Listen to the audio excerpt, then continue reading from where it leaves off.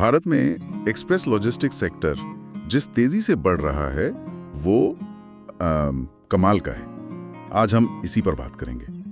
ये सिर्फ कहीं जल्दी से पैकेट पहुंचाने का मामला नहीं है, बल्कि ये समझना है कि ये सेक्टर भारतीय अर्थव्यवस्था के लिए इतना अहम क्यों बन गया है।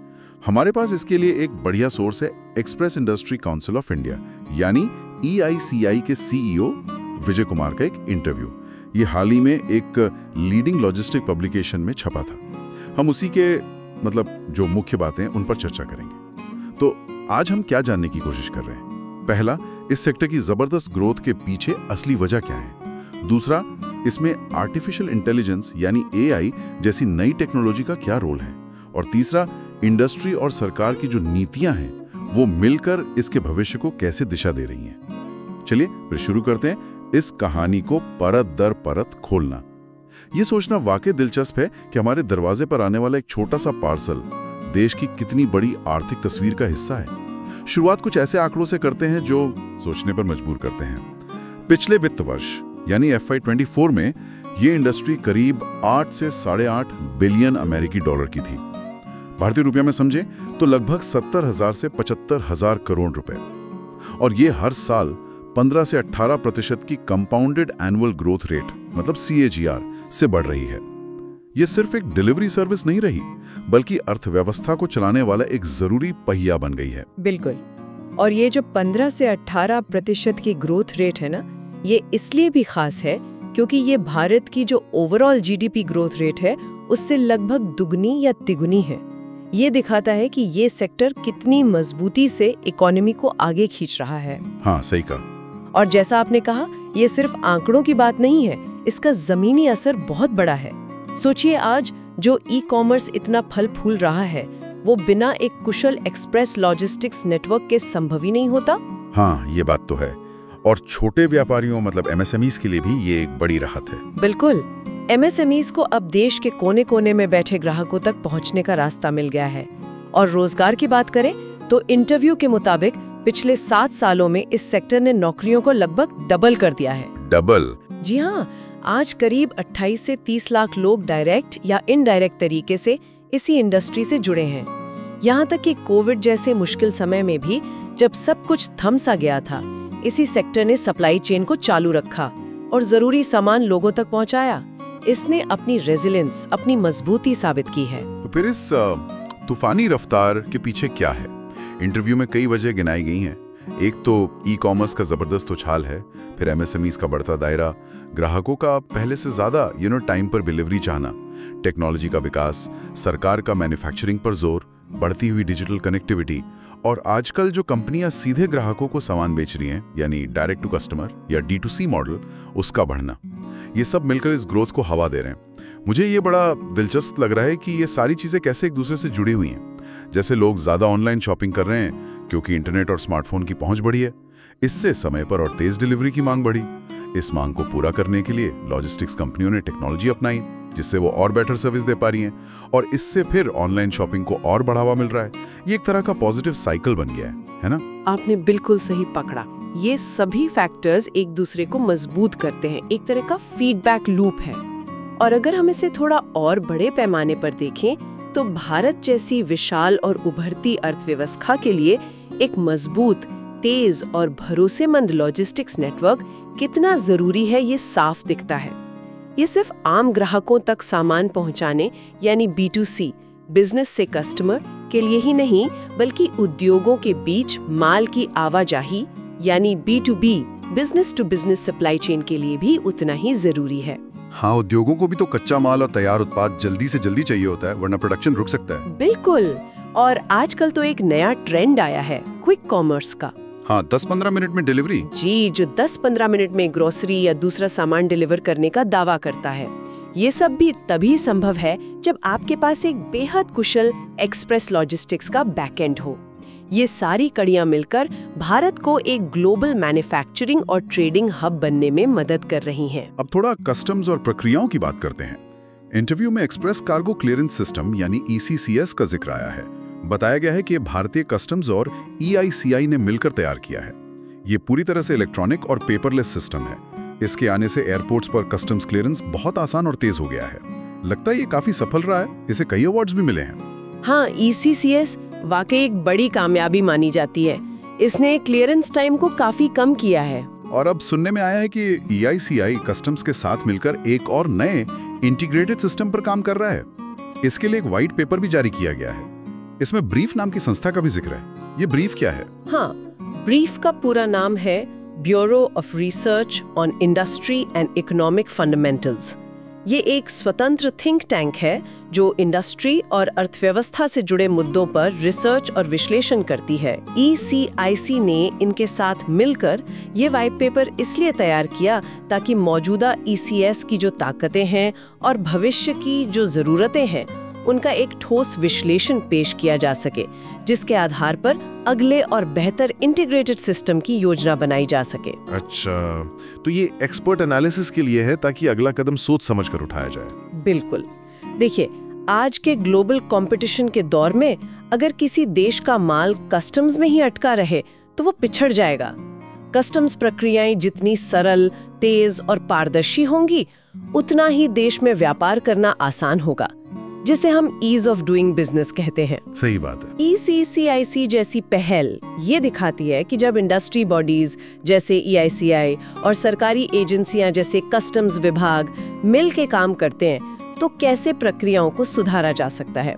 इससे न सिर्फ समय बचता है बल्कि लागत भी कम होती है और पूरी सप्लाई चेन ज्यादा भरोसेमंद बनती है। तो ये नया व्हाइट पेपर और प्रस्तावित इंटीग्रेटेड सिस्टम इसी दिशा में अगला कदम है। हाँ, ये व्हाइट पेपर इसी साल मई में CBIC मतलब central board of indirect taxes and customs के सदस्य IT श्री योगेंद्र गर्ग ने जारी किया था। ये एक तरह से भविष्य का रोड मैप पेश करता है। ये सवाल उठाता है कि हम मौजूदा सिस्टम को और बेहतर कैसे बना सकते हैं और भविष्य में लॉजिस्टिक्स सेक्टर की जो नई जरूरतें होंगी, चाहे वो टेक्नोलॉजी की वजह से हो या बढ़ते ट्रेड की वजह से, उन्हें कैसे पूरा किया जा सकता है। लक्ष्य यही है कि भारत लॉजिस्टिक्स के मामले में दुनिया के बेहतरीन देशों में गिना जाए। ऐसे सहयोग भविष्य के लिए बहुत जरूरी हैं। बना नहीं बल्कि आज की हकीकत बन चुका है इस सेक्टर में। बिल्कुल। AI अब सिर्फ एक बज़वर्ड नहीं रह गया है, ये जमीनी स्तर पर बदलाव ला रहा है। एक खास बात जो इंटरव्यू में सामने आई वो है रिवर्स लॉजिस्टिक्स, यानी वो सामान जो ग्राहक वापस भेजते हैं। बताया गया है कि कुल शिपमेंट्स का लगभग 20% तक वापस आ सकता है, खासकर फैशन और ब्यूटी प्रोडक्ट्स में। ये आंकड़ा तो बहुत बड़ा लगता है। AI इसमें कैसे मदद कर रहा है? 20% वाकई एक बहुत बड़ा आंकड़ा है और रिवर्स लॉजिस्टिक्स संभालना कंपनियों के लिए एक बड़ा सिरदर्द होता है। सोचिए, वापस आने वाले हर पैकेट की पैकिंग अलग, साइज अलग, पिकअप की जगह अलग और कोई तय समय भी नहीं होता। ये ऑपरेशनल रूप से बहुत मुश्किल है। यहीं पर AI काम आता है। कैसे? AI इसमें क्या कर सकता है? मतलब क्या वो पैकेट उठाता है? नहीं, पैकेट तो इंसान ही उठाते हैं अभी के लिए, लेकिन AI सबसे पहले तो भविष्यवाणी करने में मदद करता है, जिसे प्रिडिक्टिव एनालिटिक्स कहते हैं। ये अनुमान लगा सकता है कि किस तरह के प्रोडक्ट किस इलाके से कितने वापस आ सकते हैं। इससे कंपनियां अपनी इन्वेंट्री और वेयरहाउस स्पेस को बेहतर तरीके से प्लान कर सकती हैं, रिटर्न को पहले से एंटिसिपेट कर सकती हैं। अच्छा, फोरकास्टिंग में मदद करता है। और दूसरा, AI रूट ऑप्टिमाइजेशन में मदद करता है, यानी वापस आने वाले सामान को पिकअप करने के लिए सबसे छोटा और सबसे कारगर रास्ता कौन सा होगा, ये AI बता सकता है।